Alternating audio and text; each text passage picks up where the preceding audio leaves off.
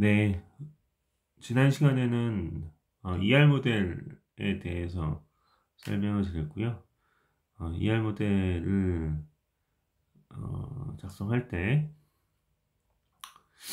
개체와 관계와 속성 그리고 관계 대응의 형태에 따라서 표시하는 방법에 대해서 설명드렸습니다.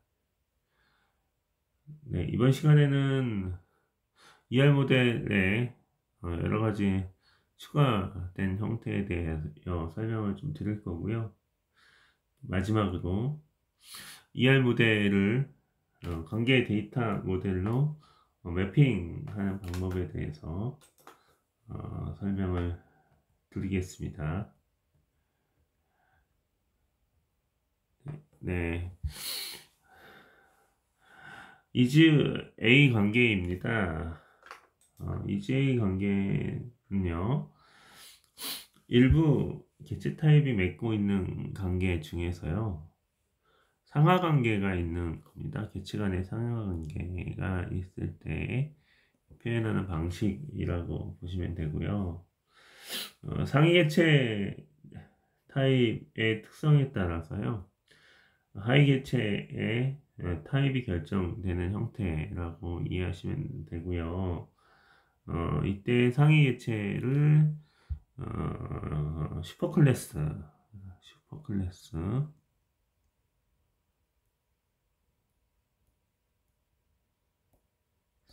하고요. 하위 개체 타입을 서브 클래스라고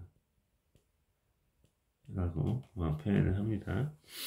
EJ 관계는 역삼각형으로 표현하고요. 가운데 is A라고 표현을 합니다. 역삼각형의 위쪽으로는 슈퍼클래스가 위치하고요. 아래쪽에는 각각의 서브클래스들이 위치합니다.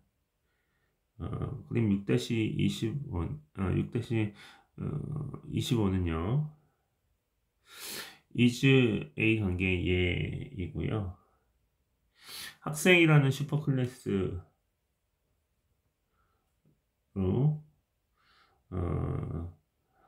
휴학생, 재학생, 졸업생이라는 서브클래스로 이루어져 있고요. 아래는 각각 서브클래스 관계는 실선으로 표현합니다. 그리고 상위체인 학생의 슈퍼클래스는요, 학생이기 때문에 기본으로 가지는 속성은 학생번호, 이름, 성별을 기본 속성으로 가지고요. 이 부분은 서브클래스의 공통 속성입니다. 그리고요, 이 휴학생, 재학생, 졸업생별로 특징적인 속성은요, 그 서브클래스마다의 고유한 속성을 가지게 되는 거죠. 휴학생은 휴학일자 사유가 고유 속성이고요. 재학생은 등록학기 지도 교수가 있을 거고요. 구분할 수 있을 고유 속성으로 말할 수 있을 거고요. 졸업생은 학위번호, 졸업일자가 이렇게 고유한 속성입니다. 그래서 이 학생이라는 슈퍼클래스를 승계한다는 거죠. 이렇게 이해하시면 될 것 같습니다. 그래서 상위 개체와 상위 개체와 하위 개체가 있고, 그것을 상위 개체의 타입을 승계한다라고 보시면 될 것 같습니다. 이 지역 관계에서는요. 네, 다음은 참여 제약 조건에 대해서 알아보겠습니다. 관계 특성 중 하나로요, 참여 제약 조건이 있습니다. 참여 제약 조건은요, 개체 집합 내에서 모든 개체가 관계에 참여하는지에 대해서 이렇게 전체 참여와 부분 참여로 구분할 수가 있고요. 전체 참여는 개체 집합의 모든 개체가 참여하는 거고요. 부분 참여는 일부만 참여한다는 의미입니다. 전체 참여를요, 최소값, 최대값으로 표현할 경우, 최소값이 1 이상 모두 참여한다는 뜻은 전체 참여고요. 부분 참여는 최소값이 0 이상인 경우에는 부분 참여의 의미입니다. 그리고 표시는 전체 참여일 경우에는 이렇게 관계와 개체 표현의 관계에서 실선 2개로 표현을 하고요. 두 줄 실선으로 표현하고요. 부분 참여는 그냥 한 줄의 일반적인 실선입니다. 그림 6-26은요.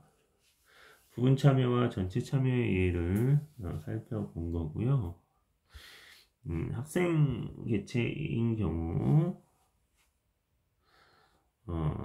강좌와 수강의 관계가 있는데요. 학생의 경우에는 교환학생이나 휴학 등 이유로 수강하지 않는 학생들도 있게 되죠. 이러한 경우는 분명히 미니멈 값이 0인 값이 되고요. 강좌는 여러 강좌 다 받을 수가 있고요. 강좌가 개설된다는 조건 하에, 폐강이 없다는 조건 하에죠. 폐강되지 않는다. 아니면은 폐강된 강좌는 이미 다 정리됐다는 조건 하에는 학생들은 수강을 듣는 학생들은 무조건 강좌 한 강좌 이상씩 학생은 그 강좌와 관계를 맺어야 되고요. 강좌를 들어야 되고요. 한 학생은 여러 가지 강좌를 또 들을 수 있는 이러한 미니멈 맥스 관계라면 최소값이 0인 부분은 부분 참여의 형태가 되고요. 관계와 참여의 형태가 최소값이 1인 경우에는 이렇게 전체 참여의 형태가 됩니다. 그래서 이렇게 부분 참여와 전체 참여의 예를 확인해 볼 수 있었습니다.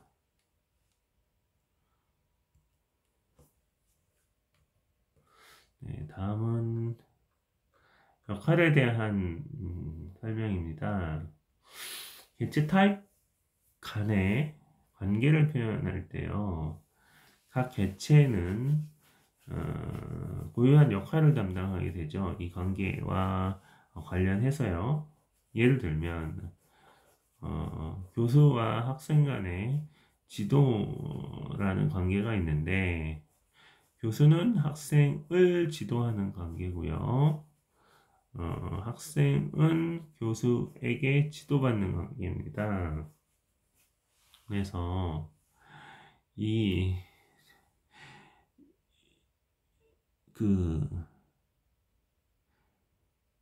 각각의 개체를 중심으로 개체가 주어가 돼서 상대방을 목적으로 했을 때 교수는 학생을 지도하는 관계고요. 학생은 교수에게 지도받는 관계입니다. 그래서 이렇게 지도하고 지도받는 이러한 관계를 역할이라고 표현하고요. 역할은 관계의 선 위의 어떤 역할을 표현한다. 선 아래, 선 아래나 선 위에 표현한다라고 보시면 되고요. 역할은 관계의 이름으로 또 알 수 있기 때문에 이 역할은 생략할 수도 있습니다. 명확하게 관계에서 이름으로 알 수 있으면 생략이 가능하고요. 관계의 이름만으로 그 역할을 파악할 수 없다면 역할을 아니면 명확하게 표시해야 한다면 그것은 관계와 개체 사이에 역할을 표시한다 라고 이해하시면 될 것 같습니다. 다음은 순환적 관계입니다. 순환적 관계는요, 하나의 개체 타입이 동일한 개체, 즉 자기 자신과 순환적, 리커시브한 관계를 맺는 형태이죠. 하나의 객체라고 해서 일진 타입에서 일진 관계에서 주로 관계를 가지는 형태고요. 일진 타입과 동일한 형태에서 개체 자신과 관계만으로 두 가지 역할을 하게 되는 형태이죠. 선지 관계는요, 관계선을 개체 타입하고 관계 타입 양쪽에 이렇게 모두 양쪽으로 그렇게 되는 거고요. 6-28A의 순환관계 예를 보면요, A 같은 경우는요, 학생들 간의 멘토와 멘티를 맺어서 이 멘토의 역할을 하는 관계와 멘티의 역할을 하는 관계를 표현한 겁니다. 그리고 B 같은 경우는요, 사원의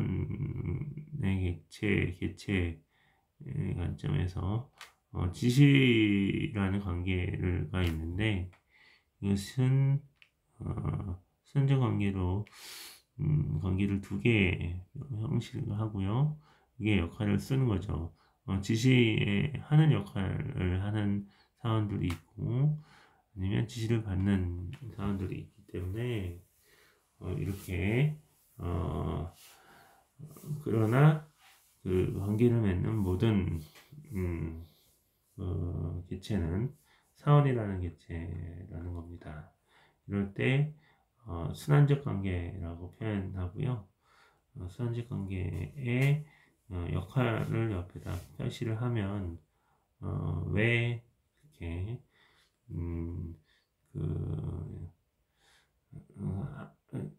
개체 타입이 자기 자신과 순환적 관계를 맺는지 이유를 파악할 수가 있습니다. 네. 다음은요, 약한 개체 타입과 식별자입니다.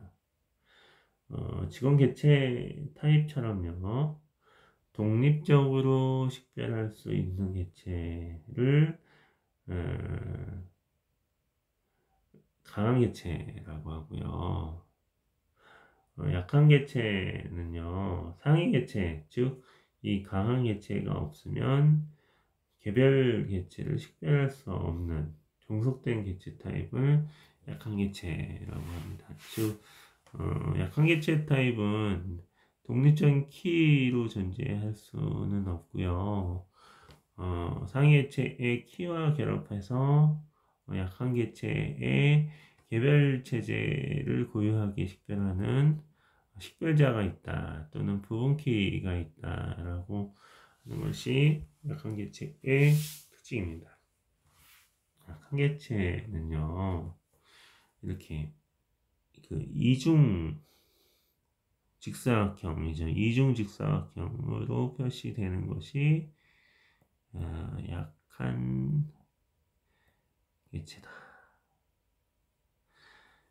잘 기억하시면 될 것 같습니다.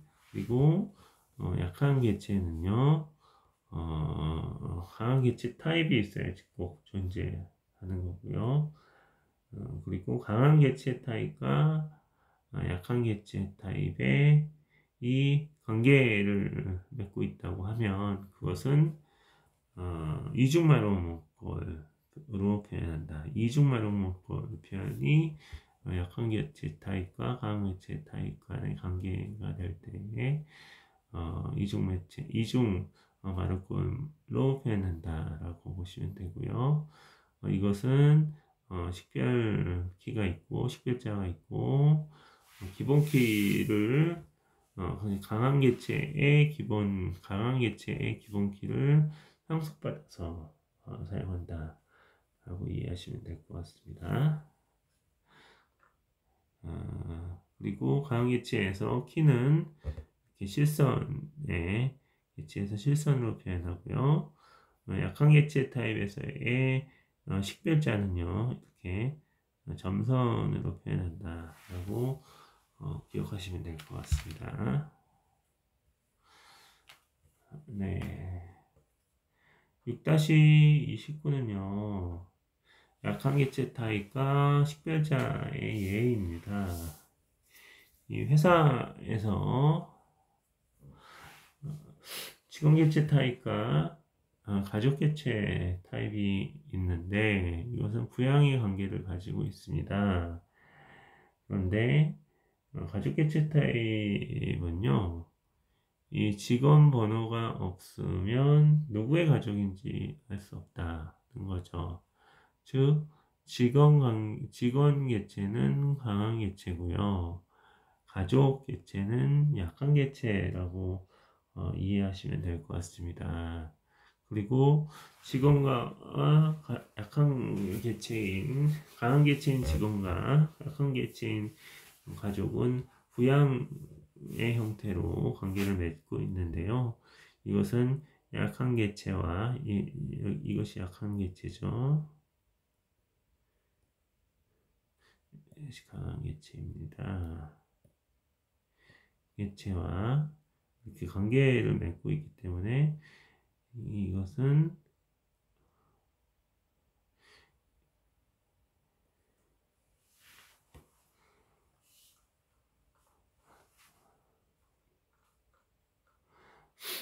이중마루 목걸로 표현한다. 이중마루 목걸로 표현한다.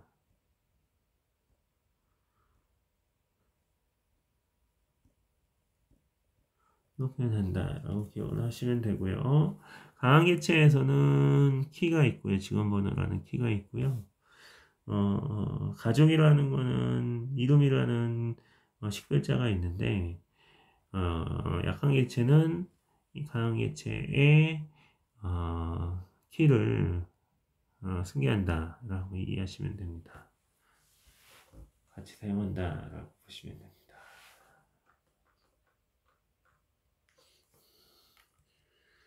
네, 다음은 IE 표기법입니다. 지금까지 설명한 ER 다이어그램은요, 피터 첸이 제안한 ER 모델이었고요. 이 외에도 여러 가지 컨셉슈얼한 개념 모델링에서 표현을 하는 방법이 있는데, 대표적으로는 IE, 즉 인포메이션 엔지니어링 표기법이 있습니다. IE 표기법에서는요, 가지 차이점이 있는데요. 가장 구체적으로는 관계 대응수를 새의 발 모양, 이렇게 새의 발 모양으로 표시한다고 해서 새발 모형이라고 표기법이라고 또 이야기하기도 합니다. 즉 1대 n의 대응 관계에서 ER 모델의 n에 표시되는 부분을 이렇게 세 발로 표시한다 라고 하는 것이 I 모델의 가장 큰 차이점이라고 보시면 됩니다. 이 ER 모델에서 n 1대 n 관계라고 설명드린 거 있었죠? 1대 n의 관계에서 n쪽에 표시한 것을 세 발로 표시하고, 그 다음에 전체 표시를 이렇게 전체 표시고요. 이거는 최소 참여, 선택 부분 참여인 형태를 이렇게 동그라미로 표시한다는 것이 가장 큰 특징이고요. 그 다음에 이 개체와 속성을 이렇게 같이 네모로 표시하는 것이 좀 다른 것이죠. ER 모델에서는 네모와 타원형으로 이렇게 개체와 속성을 구분해서 표현했고요. 이 I 표시에는 직사각형으로 해서 위에는 개체의 개체명, 아래는 속성들로 구성되어 있다라고 하는 것이 I 표기법에서 좀 다른 면이라고 보시면 됩니다. 네, I 표기법에 대해서 한번 정리하고 다시 설명을 좀 드릴게요. I 표기법에서 가항개체 타입은요, 점선으로 표시합니다. 즉, 이 가항개체 타입은 바깥의 선이 다 점선이라고 이해하시면 되고요. 약항개체는 실선이다라고 보시면 되고요. 1대 n의 관계에서 n쪽을 세 발로 표시한다 라는 겁니다. 그 다음에 0은 선택 참여인 거고요. 1은 필수 참여입니다. 이렇게 이해하시면 됩니다.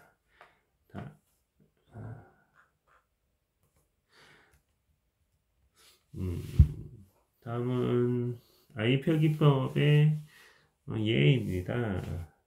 6- 그림 6-29는요. 가항개체가 점선이라고 했죠. 이렇게 이 가항개체는 이쪽은 점선으로 표시를 했고요. 그 다음에 약항개체는 실선이고요. 약항개체에서 관계하는 개체의 포린키가 가족키가 되어야 된다.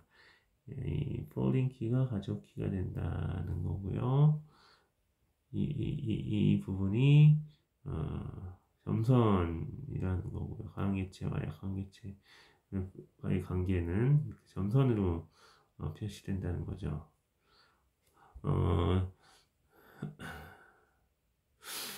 다음에 1대 n의 관계에서 n쪽을 이렇게 세 발로 표현한다라고 이해하시면 되고요. 다음에 개체와 속성을 이렇게 한꺼번에 묶어서 부속 언어와 이름, 속성을 나타내고 직원의 속성을 직원 개체를 직급 번호와 직급으로 나타낸다라고 이해하시면 됩니다. I 표식법은 이렇게 네모로 해서 그 안에 네모 안에 속성의 리스트를 표시한다고 이해하시면 됩니다. 그리고 직원과 가족 간의 관계를 표시한 거 보면 직원은 가항개체로서 직원분하고 이름 직책을 나타내게 되고요. 직원 간의 가족은 이직 번호와 이름과 관계를 가지게 됩니다. 그래서 이 약관관계는 이렇게 실선으로 관계가 표시된다라고 이해하시면 됩니다.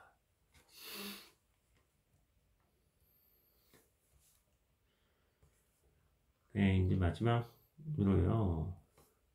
ER 모델의 관계형 개념형 데이터 모델인 ER 모델에서 관계 데이터 모델로 로지컬한 모델인 이 관계 데이터 모델로 매핑하는 방법입니다. ER 모델은 개념적 모델링에서 사용한 모델이고요. 실제 데이터베이스를 구축하기 위해서는 이 논리적 모델링 단계를 거치는 이 단계에서 또 관계 데이터 모델로 매핑을 해야 합니다. 이 장에서는 논리적 모델링에서 가장 많이 사용하는 강경 데이터 모델을 기준으로 ER 모델을 관계 데이터 모델로 매핑하는 방법에 대해서 알아보겠습니다. 이 첫 번째 개체 타입을 매핑시키는 방법에 대해서 알아볼 거고요. 두 번째 관계 타입을 매핑시키는 방법, 다음에 세 번째 다중값 속성을 매핑시키는 방법에 대해서 알아보겠습니다.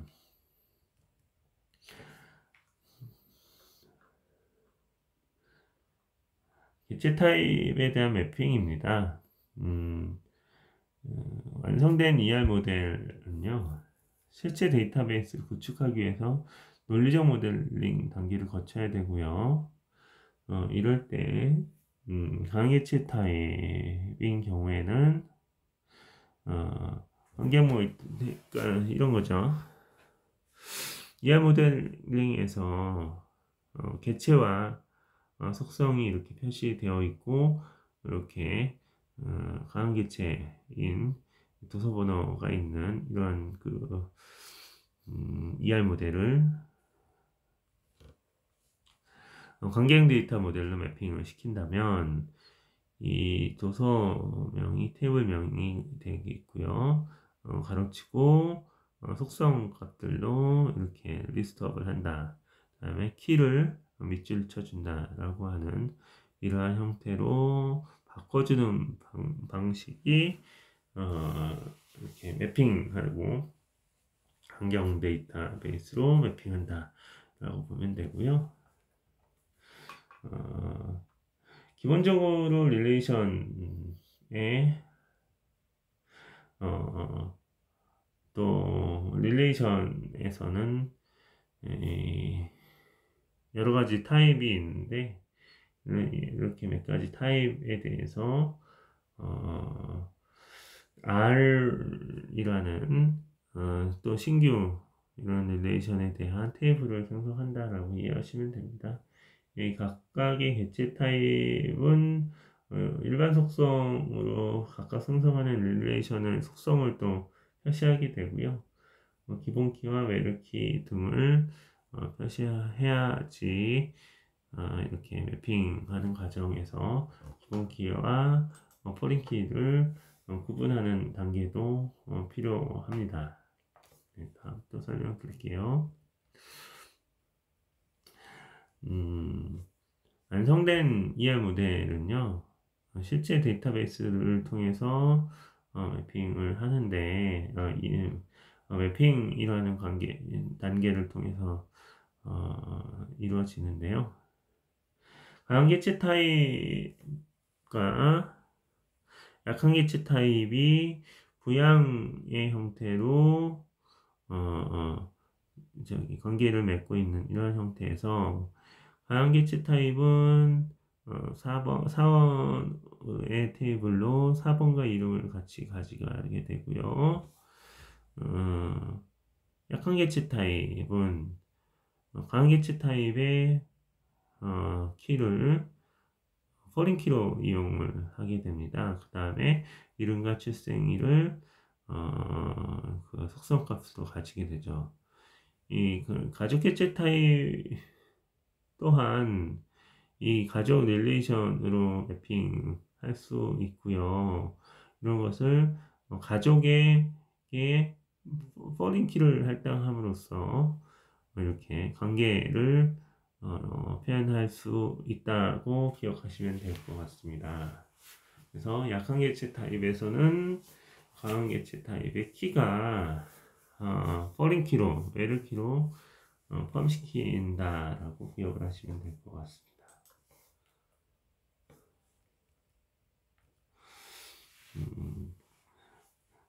엔진의 타입 중에서요, 주로 이제 그 이진 관계를 관계 타입으로 관경 데이터 모델로 매핑하는 방법을 설명드릴 건데요.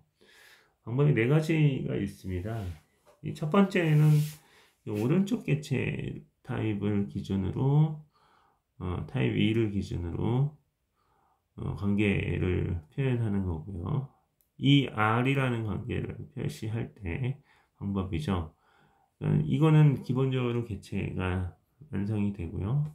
오른쪽 개체 타입을 기준으로 관계를 표현하면 E1이라는 그 개체의 속성은 KA1과 A2가 이렇게 속성값으로 사용이 되고요. E2라는 관계는 KA2와 A4가 속성값으로 관계를 갖는데 이 왼쪽에 있는 E1과 의 키를 KA1을 포린 키로 이렇게 사용하게 되면 이 관계 R이 표시가 되는 겁니다. 즉 E1과 E2가 KA1을 포린 키로 사용함으로써 R이라는 관계가 있다라는 것을 이렇게 표현하게 되고요.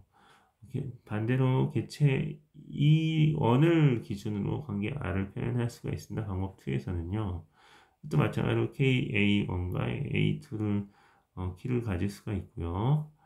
E2에 있는 KA2를 이렇게 E1에 있는 포린 키로 일단 집어넣게 됩니다.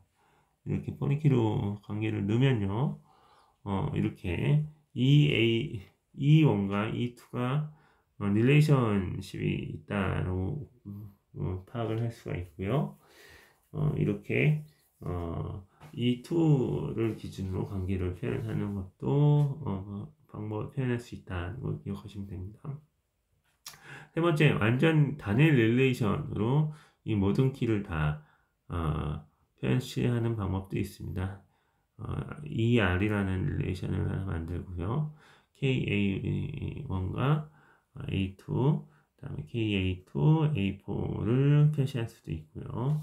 마지막으로 개체 타입 E1과 E2, 그 다음에 R을 모두 독립한 릴레이션으로 표현할 수가 있습니다. EA1은 개체이고 EA2도 개체고 R이라는 것은 관계 개체를 따로 만들어서 두 KA1과 KA2를 키로 포린 키로 이용할 수가 있죠. 이렇게 네 가지 방법이 있다고 기억을 하시면 될 것 같고요. 한번 예를 들어서 설명을 해보겠습니다. 이번에는 그 이진 1대1 관계에서 방법 1에서부터 4까지 모든 유형으로 사상이 가능하고요. 개체가 가진 정보에 따라서 잘 사용하면 됩니다. 그래서 1번과 2번, 4번 같은 방법은 불필요한 개체를 생성하기 때문에 잘 사용하지는 않고요. 1번 방법과 2번 방법 중 포린 키의 널이 제일 덜 발생할 수 있는 이 포린 키의 널이 최소화되는 방법을 선호한다라고 이해하시면 될 것 같습니다. 사원과 컴퓨터 1대1 매핑일 경우에는요, 사원의 수가 컴퓨터의 수보다 더 많으면 오른쪽 개체, 컴퓨터 쪽을 선호합니다. 그 다음에 컴퓨터 쪽이 더 많으면 사원 쪽을 선호한다는 거죠. 그러니까 이쪽의 개수가 많은 것의 반대편 쪽의 개체를 기준으로 사용한다. 그러니까 컴퓨터 컴퓨터보다 사원수가 더 많으면 컴퓨터에 그 많은 숫자들을 포린 키로, 사원 키로 가지면 여기에는 더 널이 좀 적게 되겠죠. 왜냐 사원 번호가 더 많기 때문에 그러니까 채워져 있는 숫자들이 더 많다는 거죠, 그죠? 예, 이렇게 포린 키의 널이 좀 최소화되는 것을 파악하려면 사원 수가 더 많으면 이 컴퓨터의 포린 키를 사원 번호로 바꾸요. 컴퓨터가 더 많을 경우에는 컴퓨터 관리 번호를 사원에 넣어서 이렇게 매핑한다라고 기억을 하시면 됩니다. 즉 다시 한번 설명드리면 포린키에서의 포린키의 널이 어디가 더 적을까라고 보면 포린키를 참조하는 쪽에 개수가 더 많으면 그 포린키를 어느 개체에 넣어서 사용할지를 결정한다라고 이해하시면 될 것 같습니다. 4단계는 1대 n 관계에서 유형이고요. 1대 n 관계는 2번 유형을 1번 또는 2번 유형을 많이 쓰는데 n의 위치에 따라서 방법을 정합니다. 그러니까 n의 위치가 만약 학생 쪽에 있으면 이 학과의 코드를 포린키로 이용을 하고요. n이 이쪽에 있으면 포린키를 이쪽에 사용한다는 거죠. n의 위치라는 것은 학과에서 발생하는 이 항목들이 더 많다는 거고요. 이렇게 그 발생하는 항목들이 더 다수인 것 쪽을 아까 그 포린키가 널이 최소화되는 방법이기 때문에 n의 위치 쪽에 이렇게 그 포린키를 넣는다. n의 위치에 있는 개체에 포린키를 넣는다. 라고 기억을 하시면 될 것 같습니다. n이라고 표시되어 있는 쪽에 포린키를 넣어서 이렇게 사용한다라고 기억을 하시면 됩니다. 네, MDN의 관계입니다. 5단계 MDN 관계는요, 4번 유형을 씁니다. 이 교수도 테이블 하나 만들고요. 과목도 테이블 하나 만들고 수업도 테이블 하나 만든다. 왜냐하면 이 부분이 n과 m이 다수이기 때문에 이것들이 다수인 것들을 별도 테이블로 만들어야지 포린키의 널이 좀 적다라고 기억하시면 됩니다. 결국은 포린키의 널이 제일 적게 만드는 방법이고요. 이렇게 새롭게 그 테이블을 만들어야지 포린키의 널이 좀 적다라고 보시면 됩니다. 엔진 관계의 타입에서도요. 이렇게 수감이라는 테이블을 따로 만들고 그것을 세 가지 액티비스 포린키로 따서 새로운 테이블을 하나 만들었다라고 기억을 하시면 됩니다.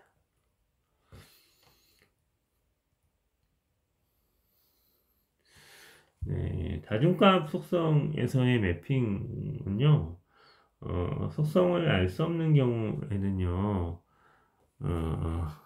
방법 1과 방법 2가 있는데, C 값의 개수가 정해져, 3개 이하로 정해져 있을 경우에는요, 이 R 자체를 쭉 이렇게 한꺼번에 하나의 그 릴레이션을 표현하고요.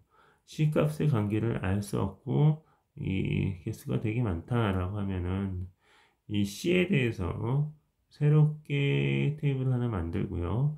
K와 B에 대해서 릴레이션을 따로 만든다라고 이해하시면 됩니다. 즉 다중값 속성의 개수가 알 수 없을 경우에는 다중값 속성은 릴레이션을 따로 만든다. 만일 아주 소수인 경우에는 이것을 따로 만들지 않고 하나의 릴레이션으로 이용한다라고 기억하시면 될 것 같고요. 다중값 속성의 개수를 알 수 없는 때에는 방법 1을 사용한다는 거죠. 다중값을 별도 테이블로 하나 만들어준다라고 기억을 하시면 됩니다. 네, 지금까지 데이터베이스 모델링에 대해서 설명을 좀 드렸습니다. 수고하셨습니다.